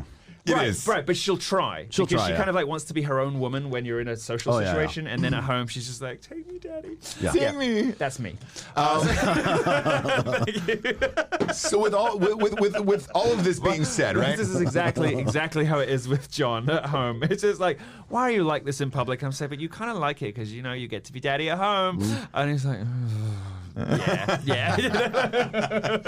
With all this being said about the IQ of America, the voting system, doesn't that line up for Trump to get reelected? Well, no, because the So IQ, who would do it? The mean Who would do it in IQ in America 2020? is going down, unlike China and various other countries in more robust and rude health. The average IQ in America is going down thanks to immigration. So who would do it? Who's going to get 2020 then? I didn't say he wasn't going to win. I said I wasn't sure if he deserved to, and that his outright victory was not as assured as perhaps it was a year ago. That's as far as I went. I still think he probably will. Okay, and who does he go against? I'd love it if it was Warren, because it would be a bloodbath. Oh yeah. Yeah. I don't know why people think she can win a Biden's out. general election. So when Hillary enters the race, I think everybody else will drop out. You think she will enter the race? Really? We haven't had anybody on that would actually come on and say She's it. the most egotistical human being in human history. I invite you to find a time in history when I have been wrong about something like this. There's been a couple times. What? A couple Name times. something. Just a few Name times. something. Name something. I've got good instincts about this stuff. There's a reason you're banned from every single Because platform. I've got good instincts about this stuff. Because I'm dangerous. Because they can't afford to have me around. That's why. It's not because I'm wrong about things. It's because I'm right. Let's dip into that since you're here. What was the first? Is this Yeah, it's what it tastes like to to be an American. Yeah, to being a man, we're drinking bang an a hoe. import. To Is this bang what a hoe. banging a hoe tastes like? Can we let's hire him to do some commercials for heterosexual dating websites, and he's just saying all the catchphrases that dudes. Do you use have to try to ads? get Can I do the laid. ad reads? I'm really good at them. Yeah, absolutely. So our first one is ghostbed.com/drinking bros. You ever been fucked on a ghost bed? I don't know what a ghost bed is. Oh. Do they have copy? Can I read it? It gets sexy delivered British to your accent? house. No, me. I want to read it. They don't send copy anymore. They know better. Yeah, we just read our own ads. What is a ghost bed? So a ghost bed, it's a mattress in a box that gets shipped to your house. You open Well, it I'm up. happy to try it. And 2 hours I later. can come back and I can give it some sex reviews. I've got a guest Yeah. room. Would It's they got go for a that? yeah. You He's got a guest room Bring in your there. husband down. You can stay. I live on the river in downtown Wilmington. You can fucking bang him out all the time. Yeah, and Dan's cool with that, by yeah, the I way. would- shit. I would be the one being banged. Either out. way, I don't. Oh, want you're a bottom. Yes. I don't know. okay. Was that not obvious yet? No. By me explaining that I'm that kind of girl. Yeah, but I could. Did you not piece that together yet? There's What, you think I'd be fucking him? No. Are you out of your mind? Not at all. Not at all. No, well then why But would in it be your, any different? In your In relationship, my relationship, I am also with a hyper-masculine, 6'3". Are you? Well, he looks like an NFL player, okay. Okay, racist, so ghostbed.com welcomes gays, the welcome straights, and you can all have sex on it. Well, I was excited by it until you said that they were gay-friendly. They are. Well, You now I don't want it. I think fact they're that you more. hate Now I gays don't want it. I think they're is ambivalent. I don't hilarious. hate gays. I just don't choose to spend my time with them. I don't have any gay friends. I kind of hate gays. But don't you? They're awful. No, I've had great times with them. All the 'cause gay I find dudes them more I know are like open and honest. normal people. No, they're just open like, and honest. We're women without the bullshit. I get it. Yes. I Yeah. get it. Perfectly fine. I understand Yeah. it. But it's quite difficult to find the, gays who aren't awful. It's hard to find anybody. And who don't go bad. It's hard to find anybody that's under like I don't know 40, whatever millennials are that's even tolerable to be around for any amount of time right You're now. not wrong about that. It's and I actually become I, exhausting. To I be do honest. enjoy the company of those like 60-year-old gays who were around for Stonewall and all the They're rest just of it, who over it. actually Oh, know yeah. what it They're means to over have it. someone beat the shit out of them or Yeah. whatever. And they're the last gays who actually had a bad time are about 60 years old now. Yeah. And they're nice because they like a drink, they like a laugh, they're filthy old fucks, Like, Yeah. They talk they're a lot great. of shit. And when they Oh they my get God. money, they just have an endless stream of 20-year-old prostitutes. And I'm just like, you get yours, go. Yeah. Like whatever. Gays under. I'm the only one I know of my generation I could stand to be in the same room as, really, with like 4 exceptions of people that I have. Who are your 4? So Rick Grinnell, who is the ambassador to Germany, Okay. Trump's ambassador to Germany. Okay. Trump's a big fan of his, actually. And interesting, the biggest diplomatic post maybe that there is. At the moment, with all the Brexit shit, ambassador to Germany, the gay press refused to do any. They normally kind of like, oh look, a gay man's just been made manager of the local Fitness First. Everybody will write it up. Like first gay Fitness First area manager. But they won't report the ambassador to Germany because he's a Republican. So he's great, and Chadwick Moore, who is a journalist who I know work that with, name. and he's Who does been he on write Fox for? a few times, Okay, maybe and that's he's where I worked saw with him. me, and he wrote a big profile of me for Out magazine a few years ago. He's great. He's fine.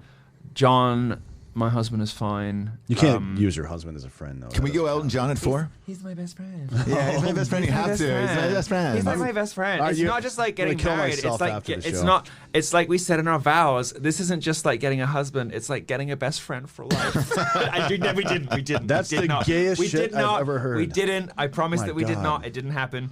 What were your and then vows? I'll Tell me. leave I wanna hear private I'll leave a moments. space open for number 4 for somebody non-awful I haven't met yet. But I can only think of 3 gay people I can stand to be around. Okay, let's just throw Elton John in there at 4. Just because he might pull up Rocket Man at a party. He is an ugly communist. Well, he's a great goddamn And that's musician. 2 reasons to strike him out. Which one? The ugly? No, I said he's an ugly communist. Which Right. is 2 reasons to strike him out. Right. The ugly and the communist. Right, so you That hate makes- ugly people, that makes obviously. 2, of course. Okay. Well, yeah, you get 2 in that country. Yeah, we No. changed it. In England, I think it's 2 strikes. That's the baseball. No, it's a Cricket, right? one-strike policy. Cricket. And he has 2 strikes. Gotcha. Well, And you he's like to spend time around ugly people? He's a communist as Does well. anybody like ugly people? It depends on who it is. Is your self-esteem that low? You like to hang around fatties and uglies? Depends I on don't who think it is. You seem to be quite a self-assured guy. It's not that. It's more or less an interesting conversation or a nice hang. Oh, because they try harder. Yeah. And of course, because they're kind of like their eyes wandering down here, and you're just kind of like, yeah, okay. 100%. I'm super helpful with people you're like one of that. the few men that understands what it's like to have breasts, I guess, right? No, but I appreciate all sizes of them, whereas some people have a What I mean preference. is when people are talking to you, they're not really like listening to what you're saying. They're just kind of like, their eyes are wandering. No, not at all. Not at all. that? Yes, I'm a beautiful man, and I'm glad we've brought that up numerous times throughout the show. Yeah. But 2, You're supposed it's to let other people it's the say it. voice. It's the voice that really draws them in. Sort So of they're mesmerizing. correct. Yeah. So they're up here at all times. Does he have hot women? Yeah. He's got a wife. I've got and a 2 wife. children. I got a wife and 2 children. Yeah, but I mean when he's out and about. Well, What do you mean? I think so. I still have a wife and 2 children, have you so she been- definitely can't hear that. Have but you been faithful to your wife? yes, And how long have you been married? we're going on 6 years actually this week. Good for you. Yeah, look at that. It is this week. That's But I will say this. Here's why. And here's the honest truth of why. I went hard for the years before. Yes. Yes. And he's gonna part of die the in 2 Make-A-Wish years. program. Absolutely. And I've let her into my house. She has some kind of horrible And right degenerative now disease. she's hooked up to an She's a oxygen vegetable. machine. Yeah. And every time you get close, you're just like, I can't do this. I'm like, can we wait 48 hours? She's supposed to kick then. Yeah. No, I went so hard before. Are you faithful? Of course. Yeah. So I went hard before for years and years and years where it was just like, eh. Me too. So after a certain point, you're like, look, unless we're having, 19 Puerto Ricans in the room, nothing's really going to be that interesting. So Even then. you might as well get married. Even then. Have you had 19 Puerto Ricans in the room? Well, I'm not really into Hispanics in any way. I couldn't tell. Politically, sexually, I or otherwise. I couldn't tell. They've contributed absolutely nothing to American culture. No, all they've done is contribute to the destruction of American civilization. Didn't the Mayans kill 86,000 people in one day in Mexico City? That's a contribution. No, but actually, the great movie, Apocalypto, Yeah. which shows you, by Big the fan way, of Apocalypto. shows you, by the way, how right I am about everything. This movie depicts for us what pagan civilization is like, pre-Christian civilization. What is the moment of hope at the end of that movie? I've not seen When the it. baby is born. No, the moment of hope That at was that movie, mine. right at the very end, You're is talking about when Simba? they see the Spanish Yeah. with their crosses arriving on the coast of Mexico, bringing, guess what? Christianity, because that's what stops child sacrifice, I think maybe they were just bringing civilization. which was rooted in Christian values. This guy. I'm sorry that you don't like it, but it doesn't make it false. I just don't see the correlation. But we can talk I don't about like this more women later. being afforded the vote and being allowed to sit on juries, Yeah. but they still do. We've said that We've a bunch of said times. that actually. before. The suffrage act and should not have driving. We're not happened. into that either. Smallpox. Don't let me catch you driving. Come Look, on. Yeah, polio. And God this is, damn this is it. your point about the Bible being patriarchal, which you didn't say, but that's where your argument was going because you. No, I don't you're think taking a childish view of Christianity based on a lack of reading and No, and what historical I'm doing context, is which putting leads it you in the inevitably no, to wait. feminist positions. I'm putting it in the I correct haven't finished. context. A bunch of first century But you're Bedouins wrote a welcome- book about you're morality, welcome- and they don't you know are shit about it. Welcome to contribute afterwards, but I'm not done. What happens when women are elevated by Christianity? They're not just elevated, but they are revered. They are why? Because Christianity has the figure of the Virgin Mary, which is unique in all religions, right? And the Virgin Mary as the mother of all of us and the mother of children, all the rest of it, suddenly women become something not just to tolerate, but to venerate. And this is another Christian innovation, and this is why, moving on just merely from consensual marriage, which should be enough to disprove your argument, although clearly I see it as not, moving on from consensual marriage, you also get the idea of chivalry, the idea that you don't just have to treat women nicely, you have to court them. You have to lie to them and buy them things because you are the supplicant to them. They are no longer your property.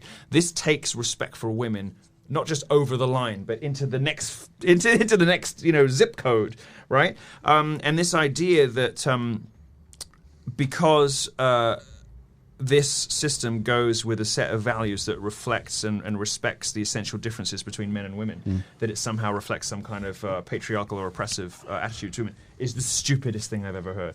What it actually does is venerates and cherishes and puts women up on a pedestal.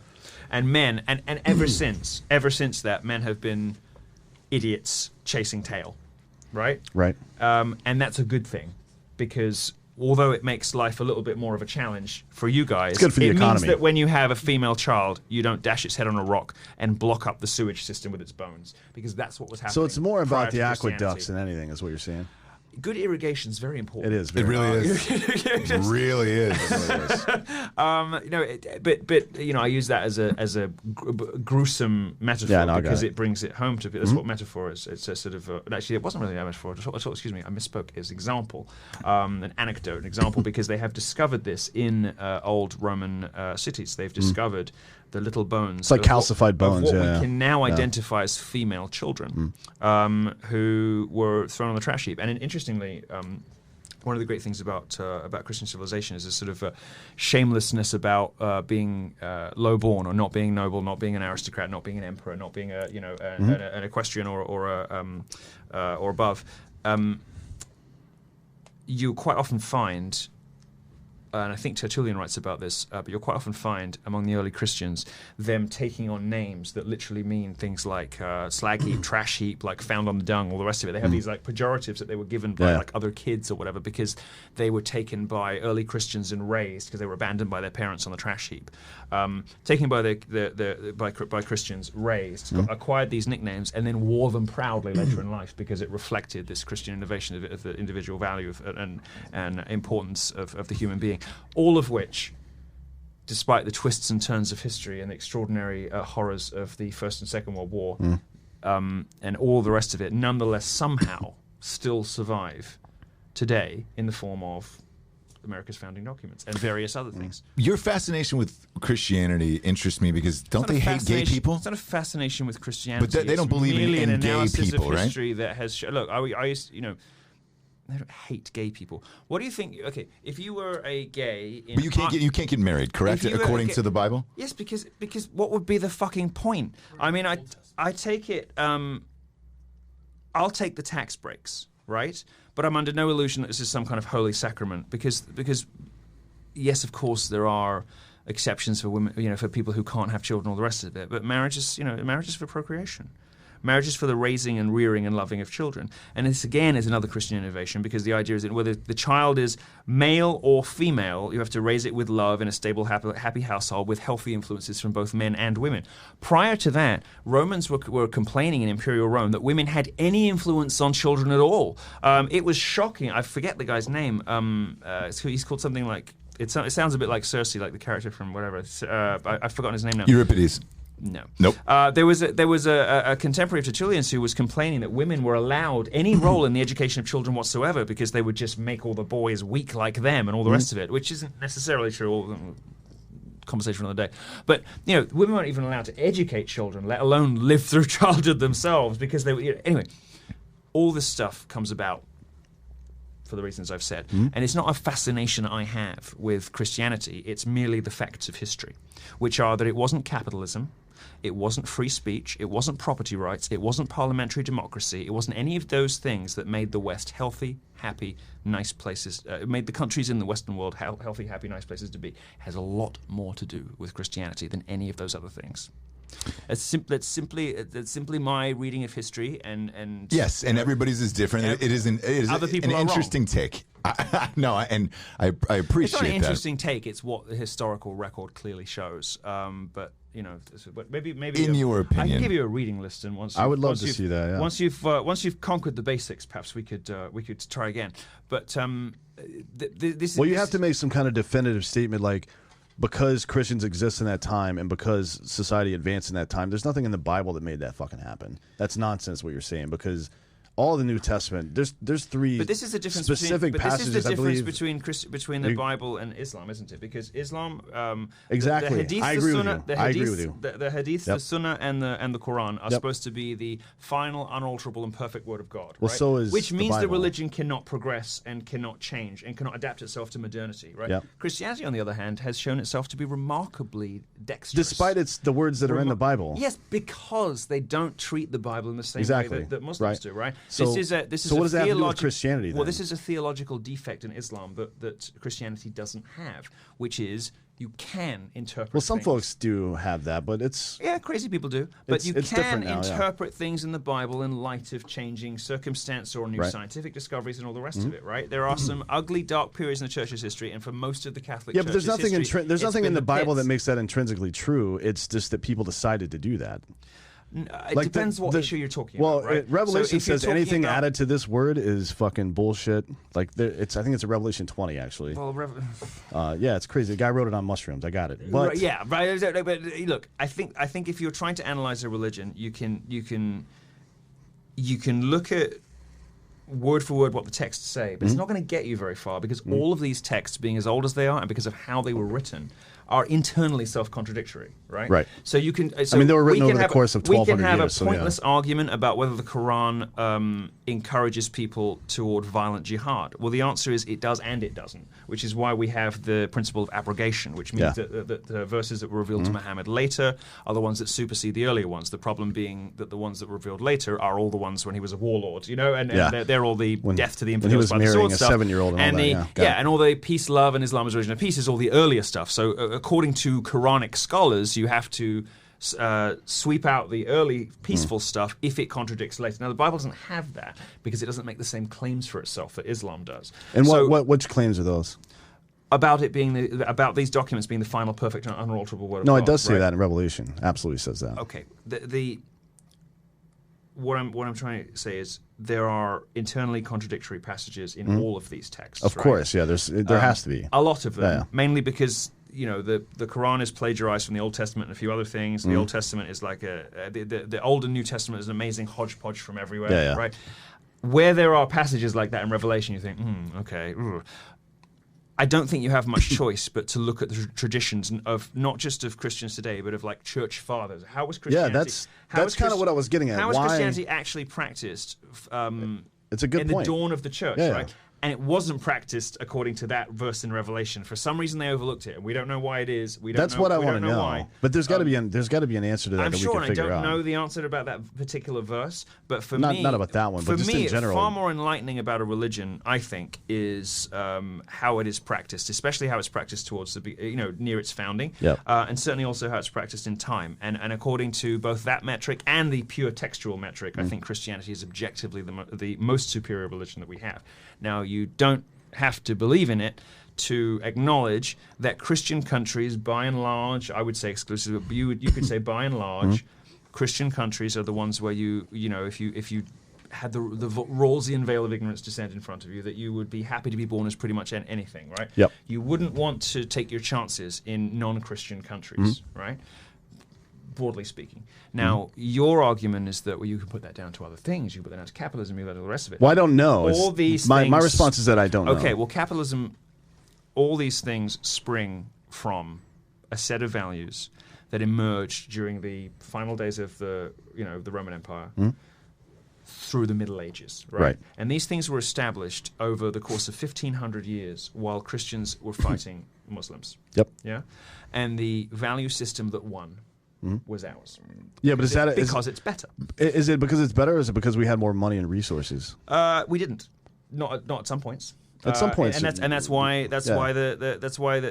we lost all of southern Spain and what is now called Andalusia. And you can go today to Cordoba, Granada, Sevilla. You can see Islamic architecture down there. You can go to the Alhambra. There's all kinds of stuff in southern Spain. We didn't always, and we didn't always win, but we did eventually expel. But is that a function of theology, or is it a function of free markets and things like that? I think it's the same thing happening as happened with the fall of the Berlin Wall, which is that when you have people very close to one another in countries that used to be the same country, and they can see the two different systems in operation in the same geography with the same ethnic group. That's a good point. Yeah, they pick ours. Yeah. So if you've got Berlin and Germany divided after the Second World War, they're able to see, to look, to hear about what it's like to live under Soviets versus what it's like to live under the influence of the West. They picked us. It definitely makes sense. Spain, the same thing. They picked us. I think that when you give people the choice between Christianity and other belief systems, all else being equal, is it ceteris paribus or mutatis mutandis? I can never remember. The second one. Sorry? The second one. Are you trying to cast spells on us? Yeah. No, my snow leopard's about to appear. No, I forgot all my Latin. Yeah. All else being equal, people pick Christianity because it makes people treat each other nicer. But why did that happen? It makes people more nice to because each other. the doctrine of Christianity, at least if you read the text, doesn't necessarily read that way. So I'm curious why, even that early on.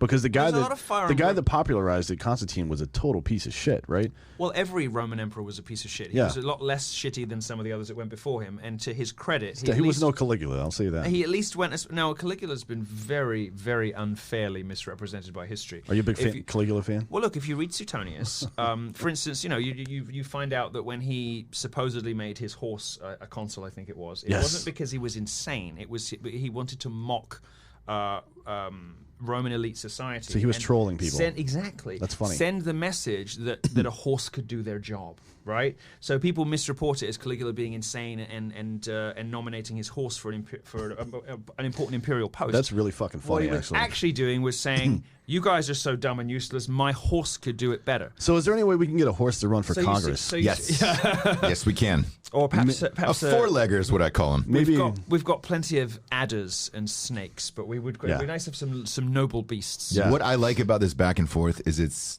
it reminds me of Good Will Hunting, right in the middle. You know, how do you like them apples? Can I be Matt Damon? I don't think you can. No, I don't think. I don't think you can. I don't think I am either. Damon's strong. Damon's got a lot of born supremacy in him. You know what I'm saying? So kind of leans toward Matt the big Damon guy over here. sucked dick in Hollywood for 5 years before he got his major role. You think so? The biggest bitch in Hollywood.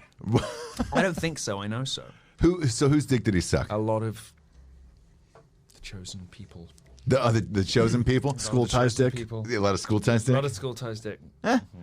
Maybe. There was a lot of dick sucking going on in Hollywood, obviously. I'm not speculating. I lived in Beverly Hills for a year or so, and I was Can you name one dick? David Geffen's architect. So I heard everything. Yeah, I'm surprised Geffen never got outed in a Me Too sitch. We've talked too much about politics. Let's get into the real issues. Geffen and Sandy Gallin. I mean, Sandy Gallin's dead now, thank God. But he used to, at the end of our parties, would say, "Can I borrow a laptop?" And like every night of the week, get some new 20-year-old prostitute. I don't even know if they were having sex. Maybe you just wanted to sort of fiddle with him and pass out. But how do you fiddle with someone that you just like come over and then you sleep? You just tickle them a little bit. You guys tickle a lot, right? Yeah, just spooning and tickling. Just a little, yeah, right in your belly button area. Yeah. Yeah. I like the noises though. Because if you could name a dick that that Damon sucked, that would be interesting. But but I won't do that. But I got books to write in me yet. I got many years. You've got a lot of years left. I've got a lot of years left, and when they're dead, they can't sue me. So, let's talk about how you got banned then. Where was the first? But what was the first stage of that? Okay, so I did a poll on Twitter that said, would you rather your child had feminism or cancer? 22,000 people responded, and cancer won by 4,000 votes. And they took my verified check away for that crime. Okay. You see, it's not about me being mean or bad or awful. It's about me embarrassing them. You know, so it's like, sure. This is not the kind of person that should have the mark of approval from Twitter. Yeah. So they took that away, and then I wrote a column. Well, I wrote a review of the new Ghostbusters movie in which I said that it was a shame that Leslie Jones was being forced into this stereotypical black parody character because she's actually a little better than that. Not much, but a bit.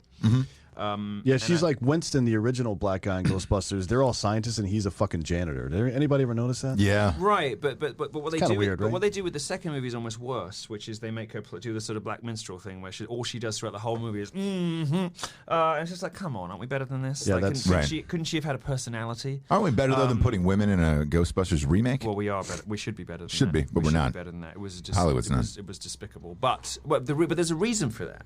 And I want to just finish the Leslie Jones thing. So I posted a few jokes like, so happy they've cast a hot black guy in the new Ghostbusters, and that was basically about it. But some other people, because of course I was, big on Twitter, a couple of other people posted stuff that was racist and unpleasant, which I got blamed for, which I had nothing to do with. That you spawned that the remarks. And now that has kind of morphed through time. They call it incitement. Morphed, but I mean, I didn't tell everybody to say mean things about Leslie Jones. I published a review and I cracked a few jokes just like everybody else does, and nobody goes after like Justin Bieber when he breaks up with somebody and their fans send death threats to whatever little skinny trollop he's broken up with. But I'm held to different standards because of my politics. Anyway, this has morphed through time as led a racist harassment campaign, which is of course nonsense.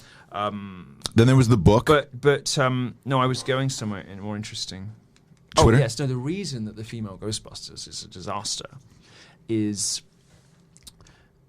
the charm of the original movie was something very uniquely male, which you'll understand from serving, which is a sort of camaraderie of a small unit of men, which is rooted in mutual teasing and ridicule, but also in that kind of like unshakable, I will throw myself before the fire for you, before I'll whatever, right? Women don't have that relationship with one another. So when you try to recreate it, you've got one of two things. You can either make it a conventional female relationship, which is everyone's nice in person and then backstabby behind the scenes, as opposed to men who prefer to just like fuck with each other in person. or you just turn them all into dykes. And they chose to turn them all into dykes. And that's why the movie's a disaster. Because it's just 4 lesbians being ugly and boring with some special effects. And also, then just to add insult to injury, demasculating Thor. Well, of course. That's what he's there for now. Which he's done over and over again. Now he's done it in Men in Black as well. Correct. This is the price he had to pay for playing a hot male character on TV. Yeah. This is what he's had to do. You got to go down. He has had to debase himself for the crime of being successful and masculine. Like, for being unapologetically masculine. He's now had to, in a succession of box office catastrophes, play what would previously have been played by a woman, the sort of brainless ingenue. Yeah. You know? The difference being, no one wants to fuck that guy, whereas the ditzy blonde, if she's hot, can get a hot husband, and can have a boat, But nobody wants to fuck that guy because it's just not the same. You can't just flip it and expect it to be the same. It isn't the same.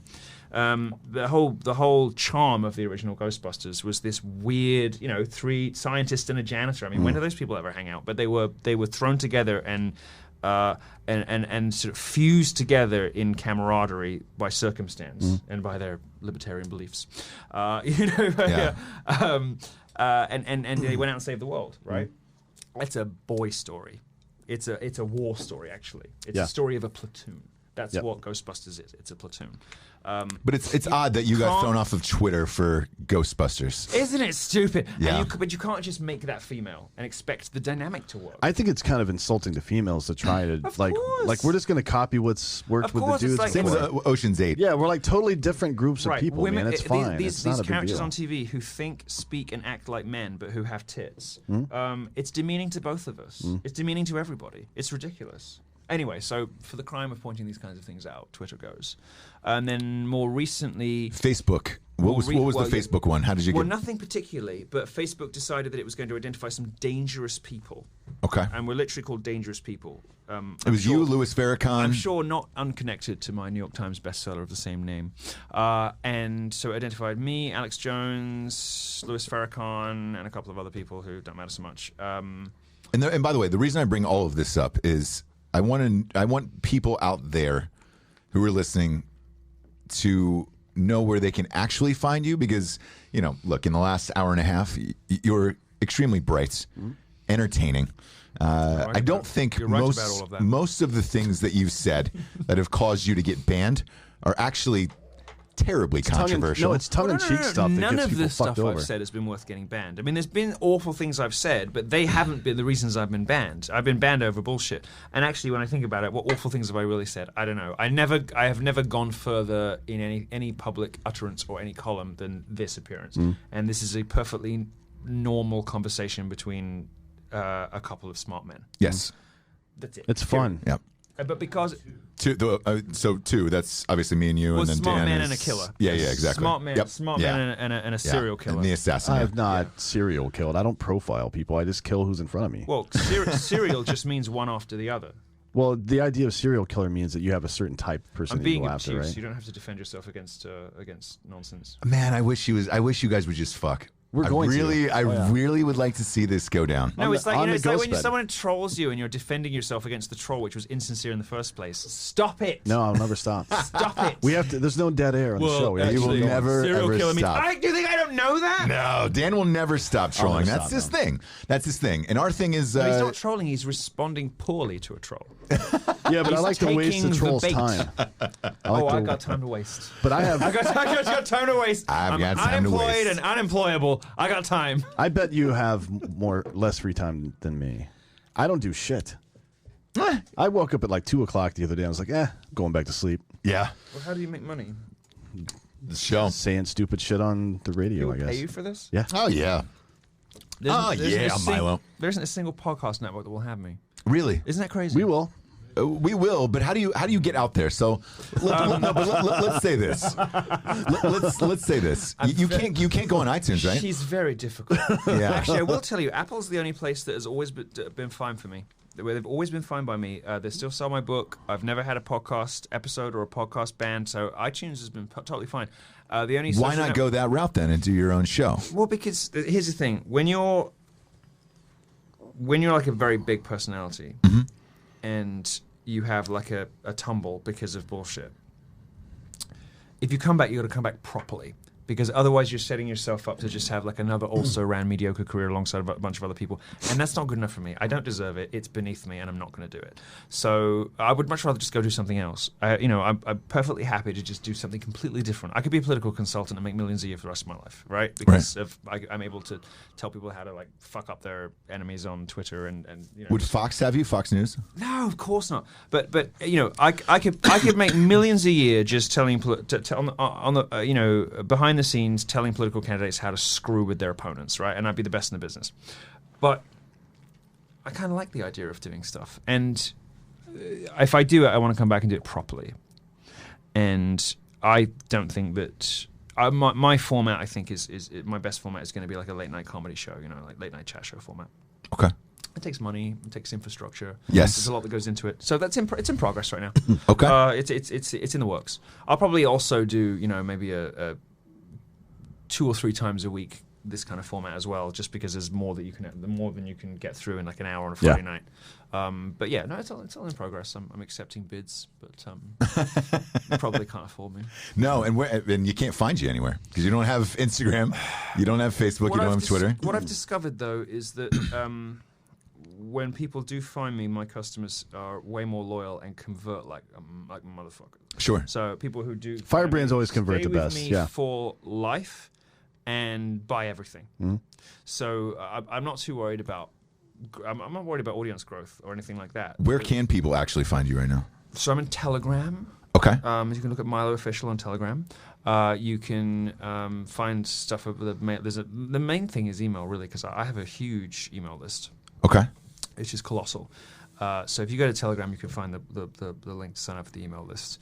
I think that what conservatives did in the 90s, when they realized that TV wasn't really for them, and they kind of retreated into talk radio very successfully, created this kind of cul-de-sac where liberals don't go and never listen to it. I mean, if you would go out and ask a Democrat voter how to tune in to Rush Limbaugh's show, they wouldn't even know what device to do it on. It's like, how would you find an AM radio show? They have no idea. Sure. Right? So it's not a daily part of the outrage economy because it doesn't kind of appear in their world, right? But some of these guys have like 1 million listeners a day or more, right? So I think what my generation, our generation and younger has to do, if we want to make it big time, is our own sites, our own tech, our own .com, and the marketing's got to be email because social media just isn't for us.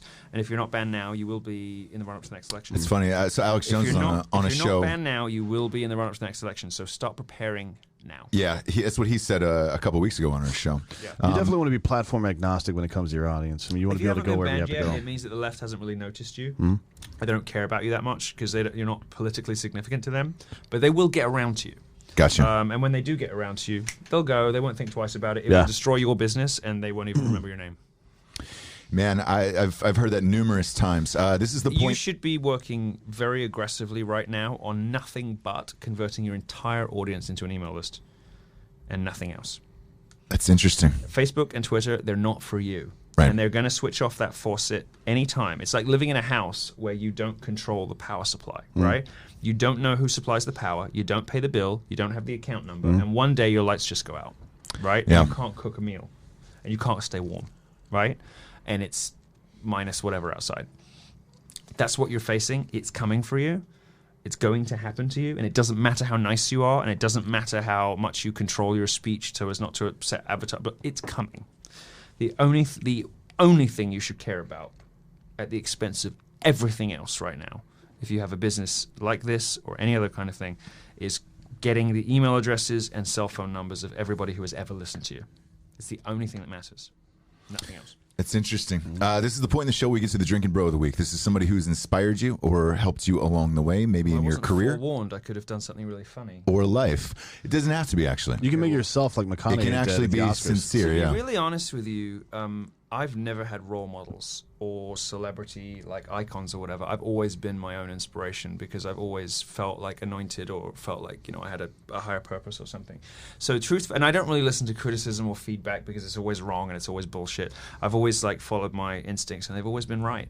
And that sometimes leads you to get in trouble with your own fan base because my people who read me don't like my views on circumcision, for instance, and all the rest of it. But it's never done. It's not like someone's going to not listen. They're going to stop listening to me because they don't like what I say about circumcision. They're still going to listen. They're just going to be like, I fucking hate what he says about whatever. It's not that big a deal. So provided you don't, start racking these things up. Sure. So I have to say, I've never really looked up to anyone except maybe Darth Vader. Yeah, he's a good guy. Vader. Misunderstood. I mean, look. He did go Skeletor. McConaughey, He was and just then he went to Vader. Maybe Skeletor. You went to yourself first, which is the first Me, of course. time Darth ever Vader, that's happened. Darth Vader, Skeletor, Mariah Carey. These are the only people I can think of that I look up to. Why Mariah Carey? That Christmas song she She's does. just perfect. She's perfect in every way. That is every gay guy's answers, Mariah Carey. She's just Come on. No, not anymore. They all like other people, but I'm loyal. This bitch is loyal. I'm a ride or die kind of bitch, Like, Yeah. Once you got me for life. And Mariah Carey's got you. She's lucky. Good for her. Yeah. Proud of you. Proud of you and Mariah. Thanks a lot. Thank you for being here, man. Look, regardless of whoever's listening at home or watching on YouTube, regardless of what your personal belief is in Milo, you are endlessly fascinating. And this could go 5 or 6 hours. Come back and do the show again. About everything. And it sometimes takes people a while to realize that, and sometimes it's grudging, and sometimes they end up hating me for it. Hitler said he was right about everything, too. I don't remember him saying that. Hating people. I don't seems remember like him a saying waste of that at time. all. I think bombastic, self-important, and overconfident people say it, but some of those people are justified in doing so because they got the goods to back it up, and you're opposite one of them. So. God damn it. I love somebody with the same self-belief, brother. You're really winning us over here today. I'm just saying I am that good. Yeah. All right. What do you want me to do? Say sorry? No, because I'm not a bitch. I like that a lot. Well, Not in the way. There's a lot of meanings to that Only word. at night. Yes. And only with you. I'm just trying to keep the patter going. I promise if I ever cheat with a white guy, it will be you. There we go. I'm proud. It will be you. Pride is the only thing I I haven't feel. met Yeah. somebody that got me going like that from your ethnic group in quite some time. That's nice, isn't it? I should say our ethnic group. I've gone native. Our, yeah, exactly. It's like, hey man, just because you're married to a black guy, you're still white. No, honestly, I am black now. Like I yell at the screen in the movies. I'm completely. Yeah, my credit happens. score is fucked. No, I just You're all in. and I can run much faster than a few years ago. No, I just. That's the way it goes. Oh man, thank you for being on the show, Milo. Thank you very much from for Milo, having won't me. even pronounce the last name. Yiannopoulos. Milo's fine. Yiannopoulos. At Milo Official on Telegram. On Telegram. Find him there, man. And thank you for being on the show for D'Anthony Holloway. I'm Ross Patterson. This is the Drinkin' Bros. Good night, everyone.